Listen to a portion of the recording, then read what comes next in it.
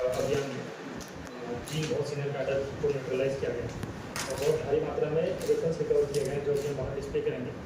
तो इसमें मैं एक चीज़ हाईलाइट करना चाहूँगा कि हथियारों को की जो जब्ती होती है वो उसका क्या इम्पैक्ट होगा।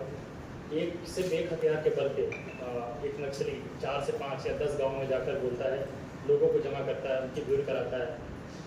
उस हथियार के डर से गांव वाले जमा होते हैं, उस मीटिंग को जनता सरकार की मीटिंग होता है या फिर जन अदालत होता है। और सिर्फ एक छोटे छोटे हथियारों के बल पे ही वो बहुत सारे लोगों को बोलकर मारता है या फिर पुलिस की सहायता फिर बहुत सारे अन्य कारणों से बोलकर मारता है।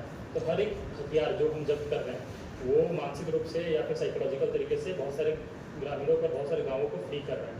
इस अभियान में हमें सेमी ऑटोमेटिक और अन्य 10 से ज़्यादा हथियार जब्त करने किए हैं। तो इसका एक इम्पैक्ट होगा कि ग्रामीणों के अंदर भरोसा आएगा, नक्सलियों के हाथ में कम हथियार होंगे। इसके अलावा 2-3 चीज़ें मैं हाईलाइट करूँगा, वैसे एडिटर ने लगभग सब कुछ कवर किया है।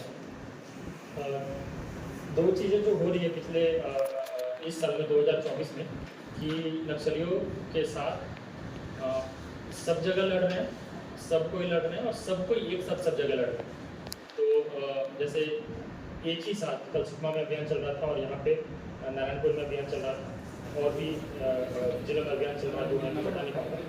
और एक साथ चल रहा है। इसके साथ साथ नारायणपुर के सिर्फ मेरे अभियान में कोंडागांव की डीआरजी थी, दमदवा की डीआरजी थी, एसटीएफ की, बीएसएफ की, आईटीबीपी के कॉम्पोनेंट्स थे। तो एक साथ सब जगह तो लड़े रहे हैं, सब मिलकर एक साथ एक जगह पे जाकर कॉन्ट्रीब्यूट करते हुए लड़ रहे हैं और इसका फ़ायदा हमें दिख रहा है, बहुत बढ़त मिल रही है। इसका इम्पैक्ट सिर्फ स्टेट में ही नहीं, स्टेट के बाहर भी दिख रहा है। जैसे नारायणपुर के अभियानों में हमने देखा है कि वेस्ट सब जोन जो मुख्यतः गढ़चिरौली या महाराष्ट्र में काम करता है उसके बहुत सीनियर कैडर्स को हमने न्यूट्रलाइज किया। कानपुर में हमने एक एसजेडसीएम को न्यूट्रलाइज किया था। अभी फिर से वेस्ट सब जोन के दूसरे एसजेडसीएम रुपेश को हमने न्यूट्रलाइज किया।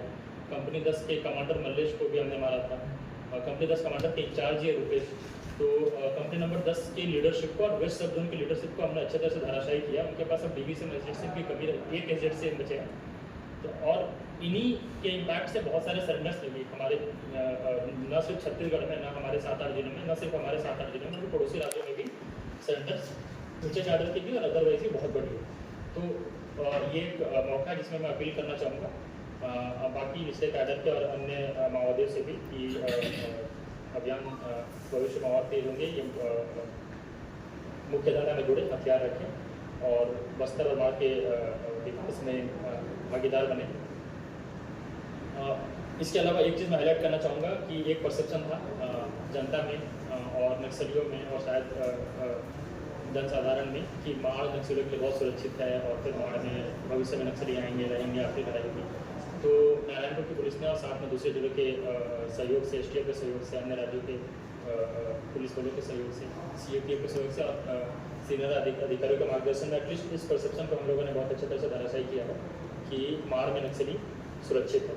और अबूझ माड़ की जो भी एक धारणा है कि माड़ को समझा नहीं जा सकता, माड़ अबूझ है, तो वो भी हमने छत्तीसगढ़ पुलिस ने और नारायणपुर पुलिस ने उस धारणा को भी अपने एक्शन से आउटकम दिखाए हैं कि वो डिफरेंट है। जवानों का मेंशन बहुत ज़रूरी है कि एक बार ऐसी बरसात में माड़ में जहाँ पर पहाड़ और नदियाँ, जंगल, नाले इतने उफान पर हैं, वहाँ पे 120 घंटे का ऑपरेशन करना, खाना पीना, चलना, बीमारी, जानवर, नक्सली, बहुत सारी चीज़ें। तो शनिवार को जब कोशिश निकली थी और आज वापस आई है, 120 घंटे से ज़्यादा का ऑपरेशन किया है, वो बहुत ही काबिल तारीख है, उसको मैं हाईलाइट करना चाहूँगा।